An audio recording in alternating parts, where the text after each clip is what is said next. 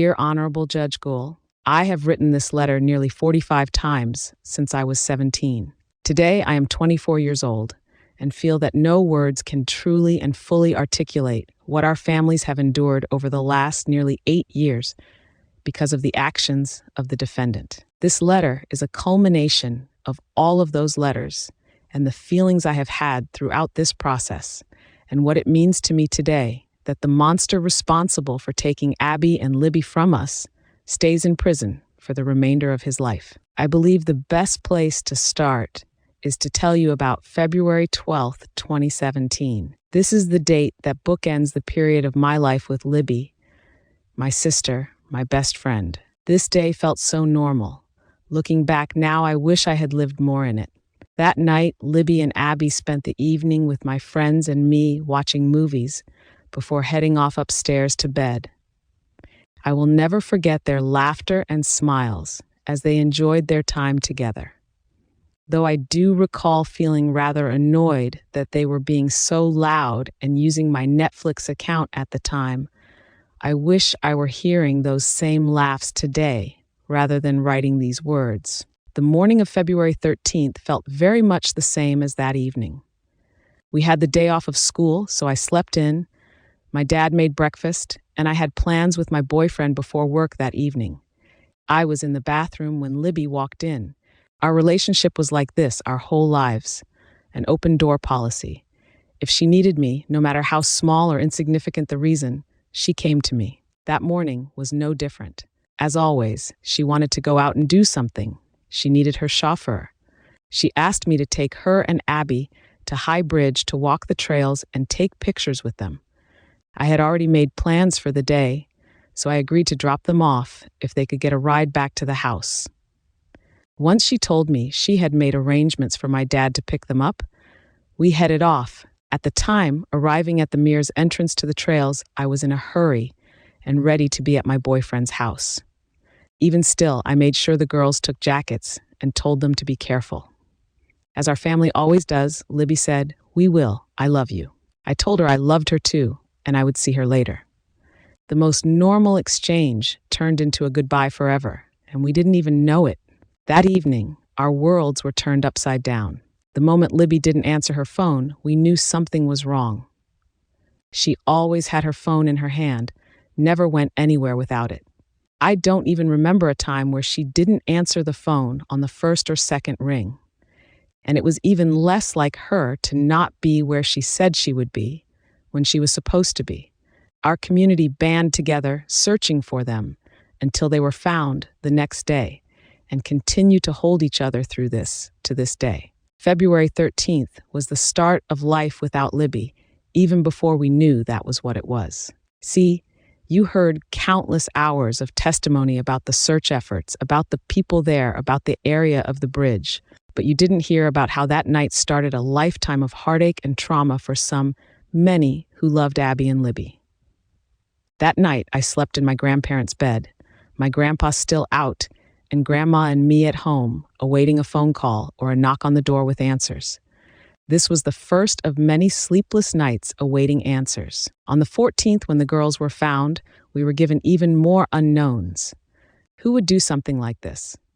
Who could do something like this? Why our girls? Why our town? Where was this person now? I remember feeling so scared and helpless. I ran on so little sleep and could hardly eat, even though strangers were bringing us the best-smelling food. It was worse when I was alone. I couldn't turn the light off and be in a dark room without imagining a monster breaking into our home or watching us from the woods outside. So my grandparents moved a twin bed into their room for me. I slept there for months before I had the courage to go back upstairs at night. Even then, I would sneak back downstairs and sleep on the couch to be closer to them if Bree and Chase weren't staying with us. Eventually, the twin bed was taken out of my grandparents' room, and I started feeling safe again. We got a security system, went to self-defense classes, practiced shooting guns, all things we never would have even considered before.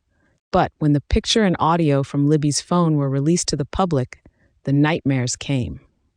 Prior to that day, I had been shielded from reality. This somehow made it even more real to me that a stranger had murdered my sister and Abby. This faceless, grainy figure became the subject of my nightmares. I would wake up drenched in sweat, my heart racing still. He would chase me in those woods for what felt like hours while I attempted to save Libby and Abby, but I was never able to reach them. In some of the nightmares, I was with them that day, walking the trails, and died alongside them. Truly, part of me did. Every time, I would wake up before seeing his face, and without knowing what had happened to them, I went to therapy session after therapy to work through these nightmares, and all that ever came out of them was even more sorrow and a PTSD diagnosis that will never go away. I didn't leave the house much in the year following Libby and Abby's murder, especially not alone. When I did, I was constantly watching the people around me, paranoid that any man that passed me could be the man from Libby's video. The number of pictures I had taken of random cars, men, license plates, etc., had to have been in the hundreds. Even when I went to college, I would find myself in tears while walking to class because I was so afraid of the strangers around me, eventually leading me to transfer to a university closer to Delphi. Little did I know, the monster was hiding in plain sight, right there in the very community I called home. Life went on in some ways. I went to prom that year, not without persuasion from my friends who wanted to help get me back to a normal life.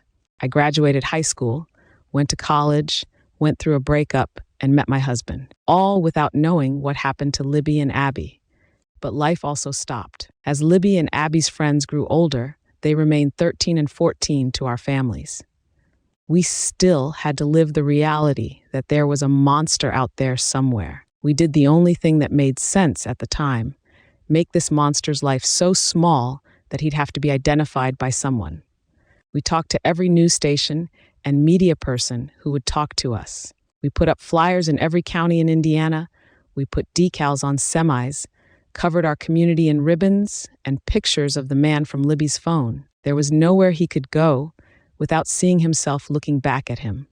In doing this, thousands of web sleuths started helping us in our search for justice. Good and bad, these people looked at every person under a microscope, especially our family. These armchair detectives would bash our family in online groups, dissecting our lives as if they knew us, truly believing that we were hiding something. To them, my grandparents were awful people. They believed I knew more than I was telling them. We were murderers and abusers. Strangers on the internet were saying things about me and the people I loved most, but they had no idea who we were. Life stopped. My grandma became consumed in Facebook groups, reading every single post, watching every single video. She would spend hours watching live streams, wanting to hear every single thing that was being said. This would go on until Richard Allen's arrest and even after. We didn't blame her, we still don't. There was never a right way to go about any of this. But this is just another example of how his choice to take the lives of Abby and Libby created a ripple effect in the lives of those who loved them. I don't think I saw my grandma really smile again until many years later. Even though we knew none of the things they were saying were true or based on fact, it was hard to read, and their words are permanently out there in the world for people to find. October 2022, we were notified about the arrest of Richard Allen. We had waited for so many years for this day to come. It didn't feel real or exciting. We didn't want to get our hopes up, but we knew the team working on the case would not make an official arrest without being completely sure they had the right guy. For me, it only took looking at his BMV picture to know it was him. I looked in his eyes, and there was nothing there. There was no soul behind them. Even looking at him now, I don't believe there is. A month later, I found out I was pregnant with my daughter, a blessing our family didn't know that we needed. My husband and I hadn't planned on starting our family so soon, and I had promised Libby and myself that I wouldn't bring a baby into this world without being able to tell them what happened to the aunt they would never get to meet. God really knew we needed this girl. The moment she was born, I saw my grandma smile for the first time in over 6 years. She has brought us so much joy in some of the darkest moments. Though she will never get to meet her Aunt Libby, I know Libby got to meet her first. I am certain she was hand-picked, and that her siblings will also be. He reminds us so much of Libby, her ability to make all those around her smile. Her giggle brings happiness to every room. She gives the best hugs and somehow, even as a toddler, knows when you need one. She doesn't know a stranger and wants to be everyone's best friend. It is a true travesty that she won't get to experience life with Libby. I know they would have been the best duo. I also know that someday my children will inevitably Google Libby's name, wanting to know more about this person I will no doubt talk so much about. When they do, I am heartbroken at what they will find. Not only will they see hurtful things about their mom and other family members, but because of the defense team's lack of professionalism, they will no doubt find graphic images of Libby and Abby.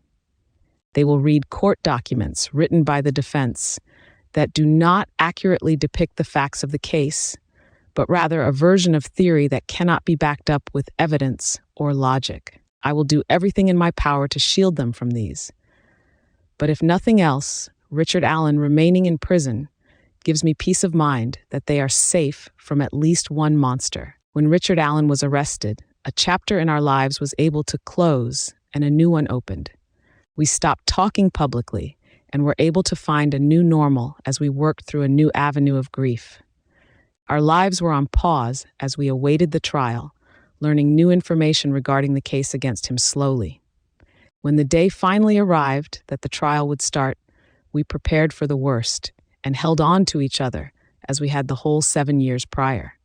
The sigh of relief we felt when the guilty verdict was read could be felt throughout the community. Our families remained steadfast in our fight for justice over the years. Even when the possibility of answers seemed hard to imagine, we kept our eyes on the goal of never letting the killer win.